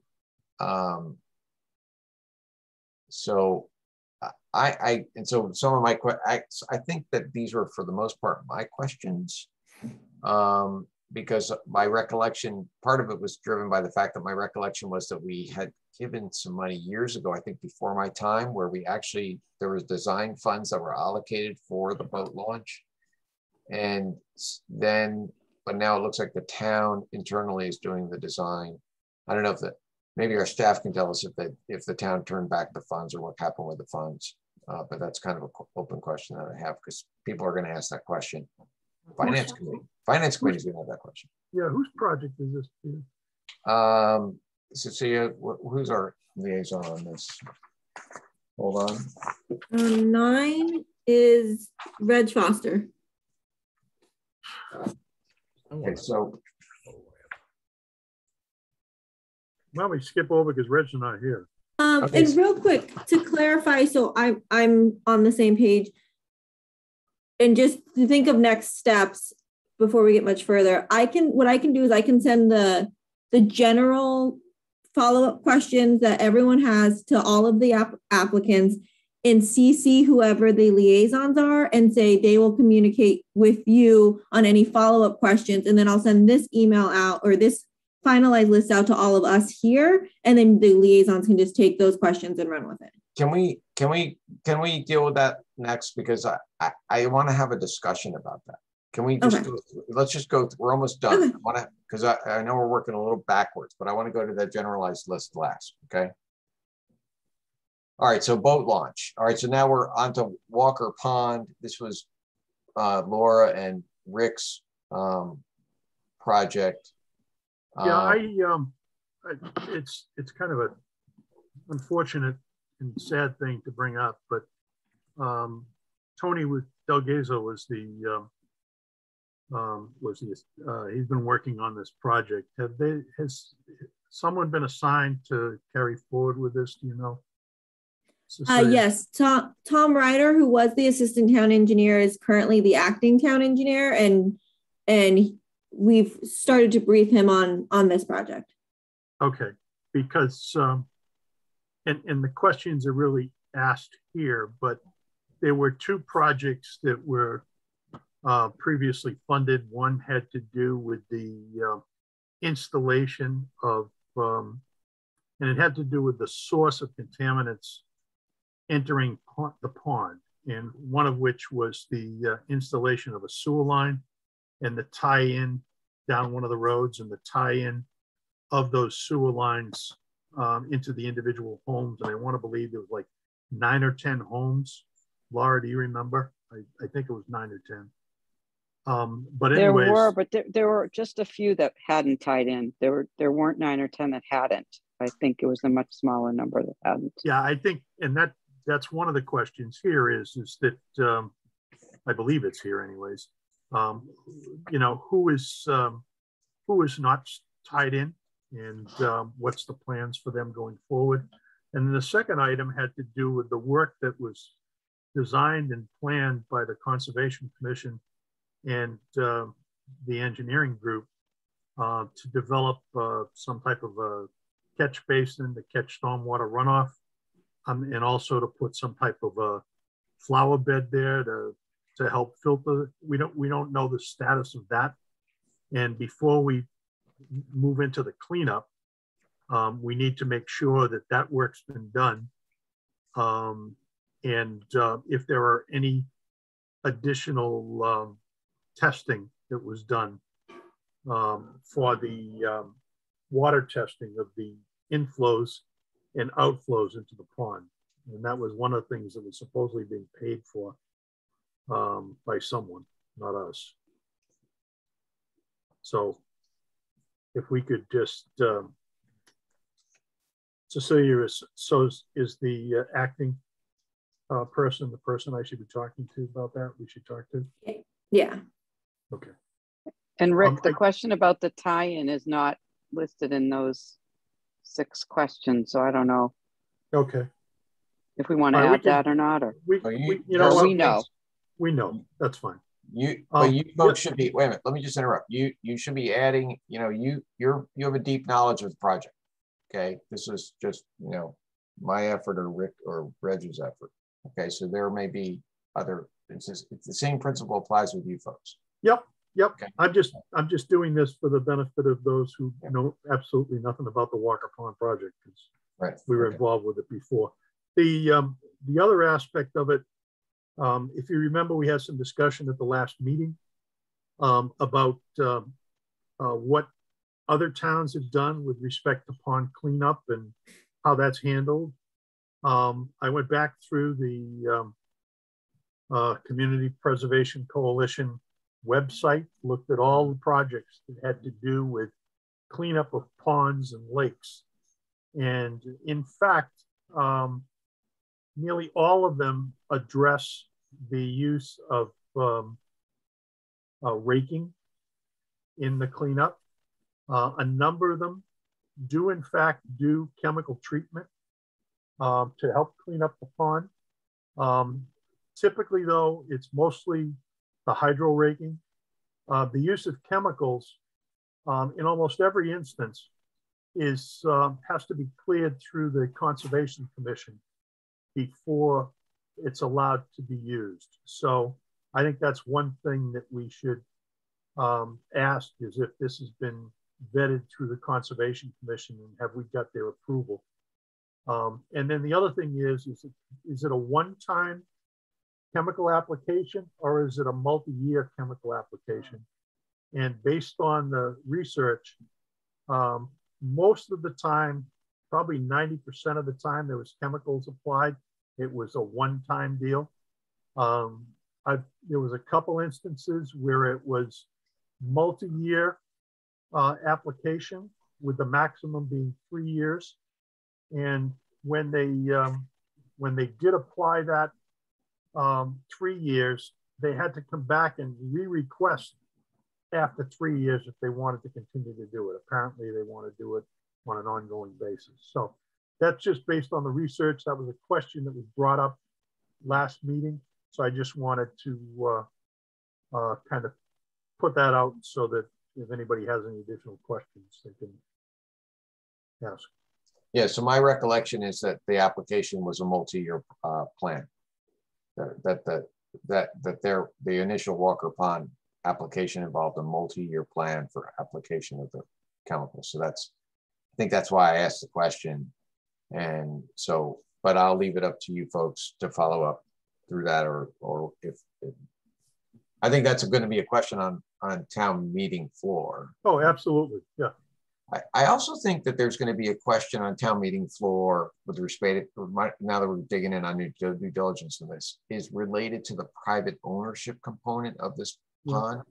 Yeah. So I mean, we need to, one of the reasons why I raised the question to Cecilia, hey, why isn't ARPA available for this? I kind of actually went back and did some research on the question. Their reason why, it's very difficult to get a conservation project basically funded by ARPA. But in my mind, I was thinking, I wonder if it had anything to do with the fact that this pond is owned in part privately. But it just seems to me that that's going to be an issue with town meeting. And I don't know how, I just want us to have the answers for it. How much of it is owned by town? What's the arrangement? Do they pay? Are they going to pay? Someone's going to raise the issue of betterment fees, or it might apply. I don't know. Gene, you know, in the 13 years that I've been on town meeting, occasionally Gene pops up and says betterment fees, and you know, and then everyone kind of like it all, you know, there's this, right? There's a big hubbub about it at that point. So those questions are going to come up. All good questions, Peter. Okay, Bob German. Yeah, I have concerns about this project, as I have all along, with respect to that issue of the private owners bordering the pond, and what, if any, of their septic systems is causing the original problem that they seek relief from through this committee. That was the first matter I was talking about, Bob, is to, they were supposed to be tying into the sewer line. Right. Their septic systems obviously caused, one of the factors that caused the problem. Right. And, but I don't, in my mind, I forget where that was left off, or if it was resolved, how it was resolved, and is it clear to everybody how it was resolved, and not everybody just here, but everybody at town meeting. Oh yeah, right. But you do have a point about the betterment. Right. I just, you know, I think I'm in favor of cleaning up the pond, but I think it's a fair question to ask, well, how did the pond get dirty in the first place? Thank you. Good. All right, so now, let's see, we'll go back to, all right, so that, I think we've kind of exhausted that. So let's finish with the, I think it's the last one, which is our community farms. Hold on, I'm kind of frozen here. Let's see. All right, Needham Community Farms. I think that I was doing that with Artie.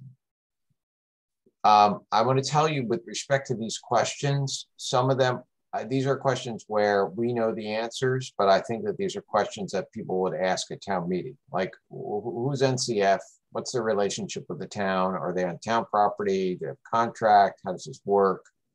So these are similar questions that we asked on the first kind of project funding request that they made 2 or 3 years ago for growing bed area expansion, for the growing bed area expansion project. And so this one is big quantum leap forward. You know, they're building it's a big increase in leased beds. And so, you know, I feel pretty comfortable with these questions, I think, and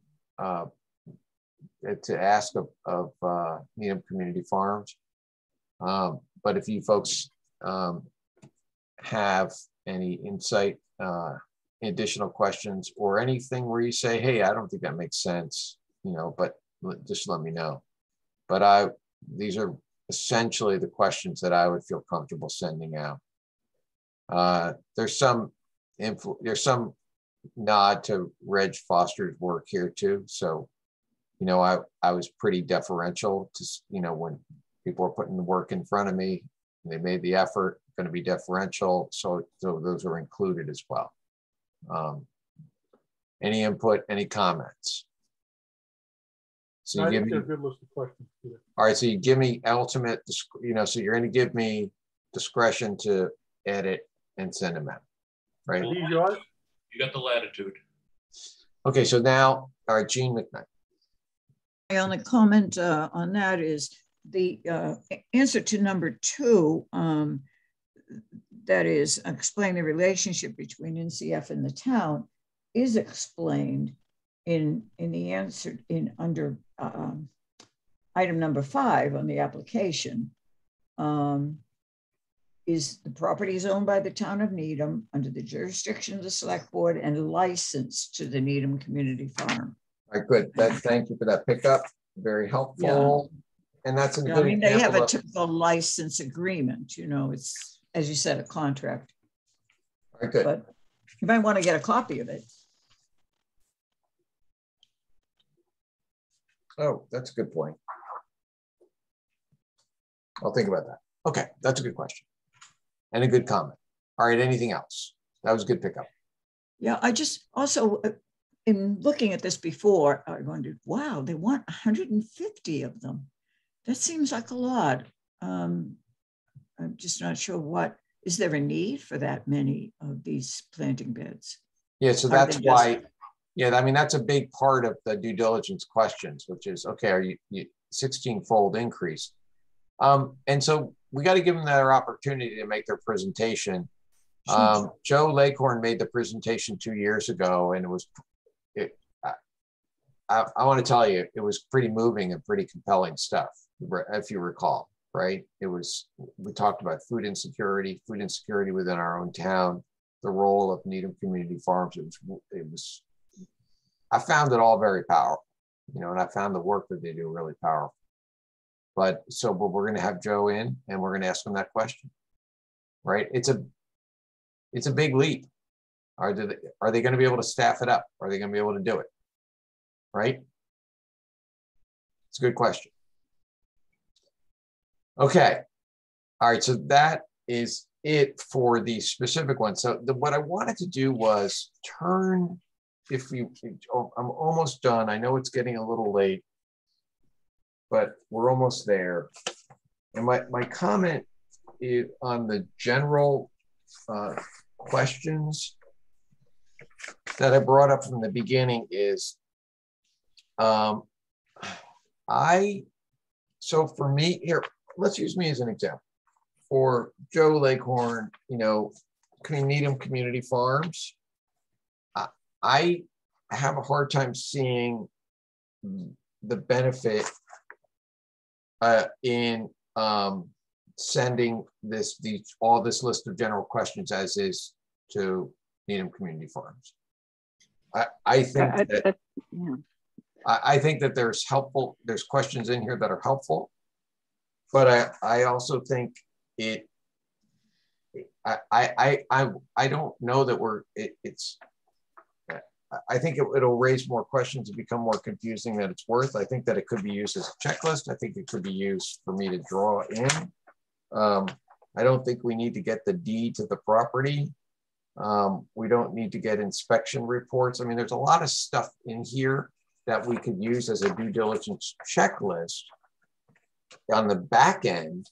And there's a lot of stuff in here that we could use to pick from in constructing our due diligence questions. And I guess what I want to start with is what was the purpose in all this? Like, what's the first principle in putting together these general requests? And I'm going to tell you what I thought the first principle was from my perspective, which was I was trying to simplify and jumpstart our due diligence efforts. That's what I was trying to do. So I was searching for maybe a standard list of documents to send out after eligibility was determined. I was trying to make it easier for all of us as liaisons to get the due diligence process going. And that's why that's what my first principle was, that kind of, but what I worry about is, and this document may actually serve that purpose as in the form of a checklist or something we could draw from. But I just don't know. And frankly, I feel really uncomfortable. I would feel really uncomfortable sending out this list of these documents to Needham Community Farms. I would say, so Peter, yeah. If it's Laura, first of all, we use this document to jump off of a set of due diligence questions. When the topic first came up, this was the stuff that I gathered from other towns. And we talked about how we weren't going to make big changes right now, but maybe we could have some due diligence questions. And again, it's all around scope. This document, Rick, with some changes, Rick, Chris, and I felt was perfectly appropriate for the affordable housing request. It may not be appropriate at all for Community Farm. It may not be appropriate for Claxton Field. It's just, it was a launching off pad, if you will. Great. And Reg himself actually liked this document a lot, which was one of the reasons I felt it would work for his particular projects. But no, the intent was never to have this be a one size fits all either. Great. So then we're in agreement, which is, I think this is a good thing to look at, draw from. It's a good way to focus on what your questions might be, but it's not a one size fits all. All right. So that answers the question that Cecilia had for me kind of offline, which was, all right, what are we sending this plus that? How are we doing this? And I said, I need to get clarity from the committee. I need to know where we're at. What's the principle? What are we operating? You know, like, I'm just trying to steer the ship. I'm trying to get the, you know, you guys know what you're doing. I'm just trying to figure out a way to get it done. That's all. That's all I'm trying to do. But because you know what you're doing. So, all right. So with that in mind, right, we'll draw the final then is we'll use this as an organic document, right? Which is you want to put in some other stuff on the general list of things that we can draw from. We'll take the input. But the liaisons now, as you're finalizing the questions, just initial round of questions, it's not, you know, there's always time to do additional questions. Then I would look at this to see if there's anything else there that triggers your thought process and say, you know what, we should ask for that. Okay. One thing that Laura and Rick like a lot is the chart on what you're going to spend and when. You know, so when you have a multi-year project, like it could be for one of, I can't recall one offhand. Maybe cricket field. Maybe cricket field would have that. Or perhaps, you know, a total project costs, CPC funds, what are your projections, that kind of thing. And then another question that always jumps out at me that we always want to know about is, and it has applicability to some, but not all. Here's an example where it would have applicability for the community farms. Is there other money? Are you leveraging this money, right, for another source? So I could do a better job of asking that question of Needham Community Farms. Are there grant, because we're going to ask grant money, donations, what else can we have? So I would say, does that make sense to you? Does that make sense to the committee? Rick's hand is up. Rick, hand up. Yeah, I just wanted to comment, and they're very similar to where you and Laura have wound up. I viewed this document as a generic document. It pulls together just about any and all questions we would have as part of an initial due diligence. And as you go through it, as you basically came down to the conclusion that some of this is very appropriate for a larger project. When we first started, this would be a great questionnaire to hand over to the school committee on Emory Grover. We're down the line on that now, so it obviously doesn't have to be repeated. In the case of a project like you have, Peter, with the farm, clearly you're not going to use all of this, but you might use, you know, a third of it, with the rest of it being not applicable, which is, I think, what that highlighted section in yellow is meant to believe. I mean, if Teddy Eaton would have come back in for a request of recording all the micro beach documents, then clearly this wouldn't be applicable, but there may be some questions here that might be appropriate, you know, with respect to funding and so on and so forth. So I think it's as you say, it's a living document. It's not meant to be, you know, you take this document, you send it out to each applicant. I think this gets back to the process that we were talking about earlier. And, you know, we've got projects, you've got liaisons. This is a tool for the liaisons to use. And we go from there. I mean, that's just my 2 cents. That's a great way to describe it, as a tool. And then with that, I just want to add this last thing, is that please add to it. Like, I think we should have this, or delete it, whatever, you know, add to it, make it, we need to have your kind of input to keep it coherent and relevant and a useful tool. Okay. All right. So now we have everything on the table. Now we have to figure out what our next step. I'm sorry, Peter. Can Yes, I just, yes, one Laura. really quick thing? I'm really sorry. Sure. Right. If anyone's interested, Cecilia did send out the actual modification of this document that we tailored for the 4 affordable housing requests. So if anyone's interested in seeing what we took out and what it looks like, it's there for you. All right, that's a good point. I think it was just oversight by Cecilia. I'd asked her late in the, I realized, oh, this isn't in here. So yeah, that's a good point. Okay. Thank you. Okay, good. All right. So now the question is, so just to give Cecilia, let's just close this out. So we're going to have our liaisons kind of edit the requests. What we normally do, I'm turning to Cecilia on this, but my recollection is that we normally have you send out the due diligence questions. Cecilia, is that what happens? And because what I'm not sure. Kristen, what did we do? This is my first year doing this, so. Okay, that's fine. All right. Kristen. Yes. So Cecilia will send out an email that introduces everybody and says, you know, the CPC voted and, you know, so-and-so and deemed your project eligible. So-and-so has been assigned to you as your liaison to start the process. Here is the list of due diligence questions that the community preservation has for you. We are asking you to come and present on XYZ date. All right, good. So now, excellent. So now what that means then is for all the individual liaisons, you go back now, your job, we're going to put up, we got to have a nice deadline for this, but your job is to lay your eyes again, just lay your eyes on the general, okay? And review that, see, and pick and choose what's applicable, the tool that you have, and then look at the due diligence questions the additional due diligence questions that were drafted and figure out, use that as a tool. And then you don't need to have, it doesn't need to be a lot, you know, it could be 8 questions or it could be 18, but it's put those together and send those to Cecilia. We'll let Cecilia do some editing, you know, as needed, and then she'll send them out. So what we need now is an agreed to date for everyone to get their finals to Cecilia so she can turn them around and send them to the proponents. I want you to know that Housing Authority already has theirs out. So they're off the hook, meaning the liaisons for that.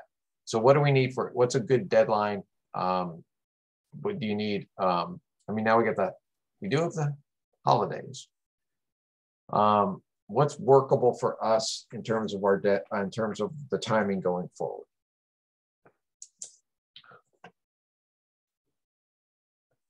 Anyone? Rick, you're usually good at time. Rick. Yeah, our next meeting is the 12th of January, and we've got the I believe it's the 12th of January, and we have the Housing Authority coming in for the first presentation. We'll be meeting with them the week before. I think we're trying to set something up for that Wednesday the 5th. I would think that if we could get all this stuff out to the individual applicants by probably before the meeting on the 12th, because I'm not sure we're going to be doing much more than the Housing Authority that day, but that's up to you. But I would say, and then that way we could start scheduling meetings after that with some of the smaller ones early, or some of the ones that we pretty much have already seen. Right. So all right. So what are you saying? You're saying having all the due diligence questions out by the 12th? Yeah, a little bit earlier if you can get earlier than the 12th. Okay. So, oh, I see. Good. I get it. So then what if we could go, what's our Friday before that? 7th. Okay. So what if we say the final is the 7th? That gives Cecilia time to turn it around. It's Friday the 7th. Cecilia, ignore anyone who pleads with you to have until the close of business on Sunday to send you information. It's for real. Okay. Don't let that person. Okay. All right. It's a real deadline. Okay, so it's the 7th. Okay. Friday the 7th, the final fund. Okay. That then I think what we can do now is next issue is scheduling the presentations by proponents, 112 for the Housing Authority. And this, I will tell you, Cecilia, this is a little bit where staff takes over a little bit on, and we don't necessarily need to do this now. When's our next meeting? 12th? Yeah. And then the meeting after that is when? It just had it up. 26th. The 26th. We usually figure out a way. We clump these together. I'm going to be honest with you. I haven't thought about how to staff them, how to bring the presentations together. We usually do something like where we bring in Ed for all of the presentations for, there's that kind of proposal. It may be actually Needham Community Farms may be a good one for the 26th. I guess that's another way of doing it, which is, well, here's my question. Do we need to schedule anything out? Do we need to give the proponents more than 2 weeks notice if we want them coming in on the 26th? Probably, right? So if we table this until the 12th, we're going to give them less than 2 weeks notice to come in and make a presentation. That doesn't necessarily seem that fair. So I think we need to struggle through this with some ideas about who we would want to ask to come in on the 26th. I think the 12th will be eaten up entirely by the housing authority. Emery Grove is another big, but Emery Grove is another big one. But wouldn't you take all the park and rec and take them all together on one night? We do that sometimes. So how many do we have for park and rec? Let's look at that. Yeah.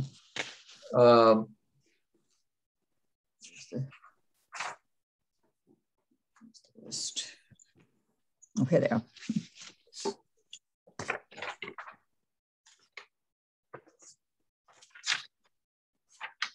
So, park and rec.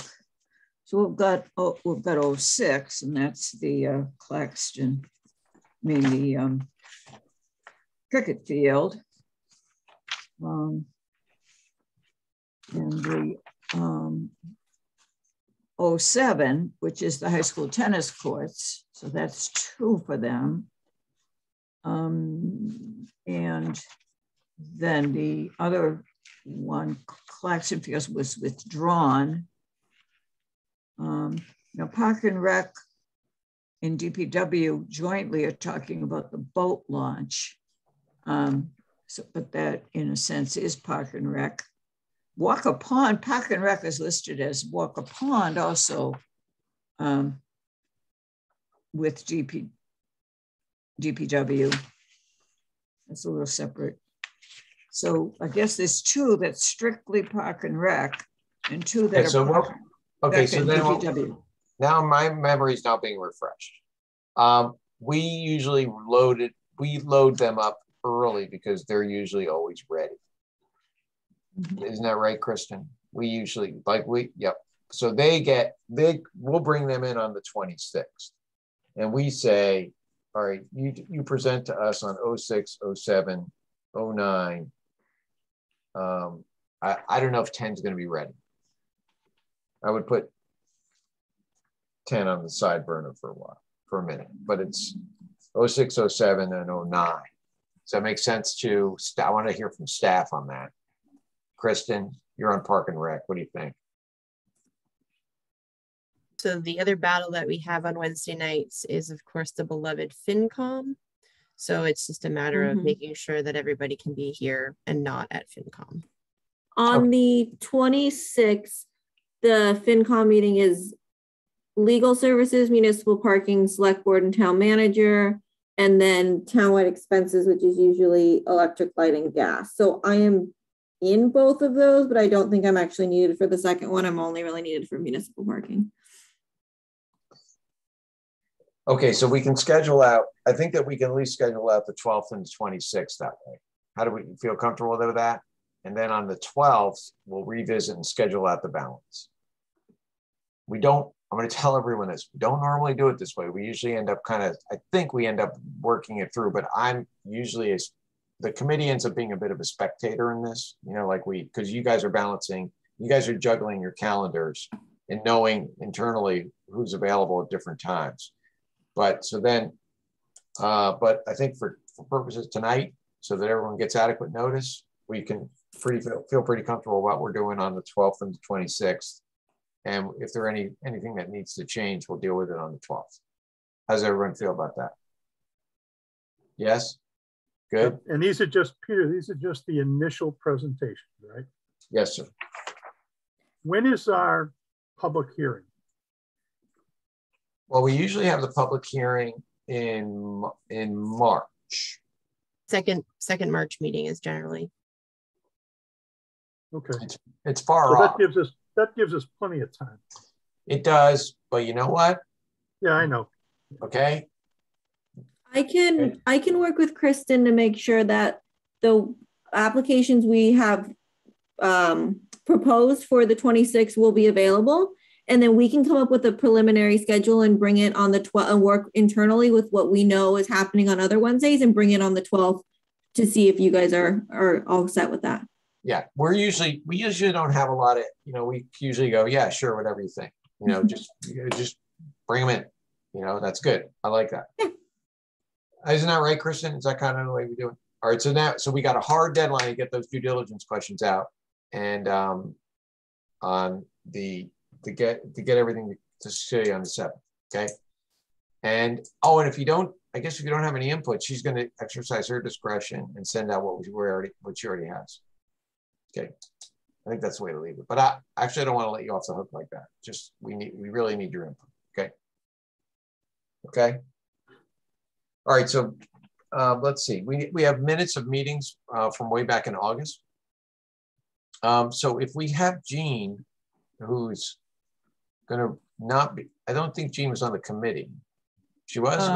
I was, and I did attend. All right, good. I'm sorry. I apologize. I wasn't looking at it in front of me. All right. So now, let me see. I looked over the minutes. I'm known for doing that on the planning board, and I did it in this case. I've got 4 suggestions. If you want to hear them. Sure. For changes. On the paragraph that's headed schedule future meetings, the last sentence, there's some extra words. It says the next September 15, October 20, and November 17 will be the next meeting dates. So what do you want it to say? Do you want to just say September 15, October 20, and November 17 will be the next meeting dates? Or or it could be reworded to say the next meeting dates will be September 15, October 20, November 17. Why don't you make the proposed change? But if you have some confusion about what was intended, then that's different. All right. No, these are really just clarification things. Okay. So you are delegating me to respond with a few things. One of them, I don't know what to fill in though.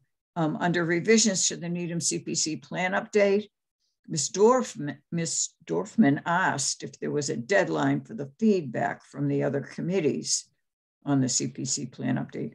Mr. Pingatore stated that, and then it doesn't say what he stated. 100%, Jean. I don't know what happened in the other half of that sentence. I was just noticing that. Mr. Pingatore said there was no deadline. No. Stated that there is no deadline. There was no deadline. There was no deadline. Was no deadline. Okay. Good. Keep going, Jean. These are great. All right. And then there's a misspelling, which I'll take care of. And then a missing word. Well, wait, why do you do that? Well, wait, because you tell Kristen what the misspelling is. If we're going to handwrite these in right now, we're going to say, we're going to approve the minutes as edited. Oh, okay. Okay. The word principles is PLS, principles, not principals. Principals are like the principal of the school. I understand. Where are you? Firm. Plan for implementing Nwari principles. It should be PLE. PLE, yes. Okay, good. Yeah. Oh, okay. So going back then to be very careful. On scheduling future meetings, we'll just say the next meeting dates will be September 15, October 20, and November 17. Okay? The statement, Jean, I'm sorry, it should have been the committee determined that. Okay. Yeah. Okay, good. The committee determined that that September 15, October 20, and November 17 will be the next meeting dates. Yes. Okay. Then under revisions to the Needham CPC plan update in the first line, I think the second sentence where it says the next steps include discussing with each board or committee to discuss. I think it should be the next steps include meeting with each board or committee to discuss. Right? The next steps include meeting with each board or committee to discuss. Okay. Ben, we already talked about the, he said that there was no deadline on answering the question. And then the spelling of the word principles, which is in 2 places in that section. And then at the very bottom of the page, Mr. Zimbone stated that an additional study is needed for available temporary space, I suppose, because it doesn't say, otherwise it doesn't really make sense. You see, the way it's worded now, Mr. Zambone stated that an additional study for available temporary space for the Emory Grover staff to work out of. Well, what? An additional study. What about the additional study? I figured it means an additional study is needed. Rick, do you recall if you said it was needed or was ongoing? An additional study is ongoing? Is that right? I'm asking Rick. Yeah. I don't remember what it was. No, it was, this is back when the working group was being discussed, and Rick stated that there was an additional study for available temporary space, which is 3 to 5 years, temporary space meaning 3 to 5 years. It's available? Is that the word? No, I think it's what's completed. I'll double check the notes. I have no idea. Anyway, sorry, continue. All right, so wait, do you have it? Well, maybe just to say, Mr. Zimbone mentioned an additional study for available temporary space for Emory Grover staff to work out of. Just leave it at that. He mentioned it, but we don't know whether it's ongoing. We don't. I'll double check. I don't know. I have no idea what happened to this file because this is definitely not what I completed, but I appreciate it because I would have never noticed. So the exact wording of that sentence, you will leave it to Kristen to work out. All right. Yes. I'll review my notes. I'm sorry about that. So with the changes specifically mentioned and the last change that Kristen will review and change, I move that the minutes of the August 25th, 2021 meeting be accepted. Second. All right, for a discussion point only, thank you, Jean, for firmly putting your imprimatur onto the procedures of this committee. It is much appreciated. I mean it sincerely. Okay. Very much. Okay. All right. Further discussion, hearing none, let's have a vote. We must do a roll call vote. Barnes. Aye. Dermody. Aye. McKnight. Aye. Dorfman. Aye. Zimbo. Aye. And Pingator votes aye. Okay, that is it for me. If anyone else. So sorry, Mr. Dermody, you abstained because you were not at that meeting, correct? That is correct. Okay, and that is it for me. If anyone has any matters that cannot be been reasonably noticed and want to bring them up now, please do so. All right, hearing none, we'll have a motion to adjourn. So moved. Second motion made by Mr. Dermody, second by second by Ms. McKnight, and we will have our final roll call vote. Barnes. Aye. Dermody. Aye. Dorfman. Aye. McKnight. Aye. Zimbone. Aye. And the chair votes aye. Okay. Thank you all once again. Have a happy and safe holiday. I want to see you on the other side. Thank you, Kristen and Cecilia, as always. Yeah, thank Well, you, Kristen. and Thank you Cecilia. both. Don't thank me tonight. Thanks, everybody. Enjoy your time off, guys. Oh, you caught my abstention vote, so I thank you for that. And That's okay. yeah, happy holidays, everybody. All right. Thank you, everybody. Okay. Take care. Everybody. Good night. Thank you. Good night.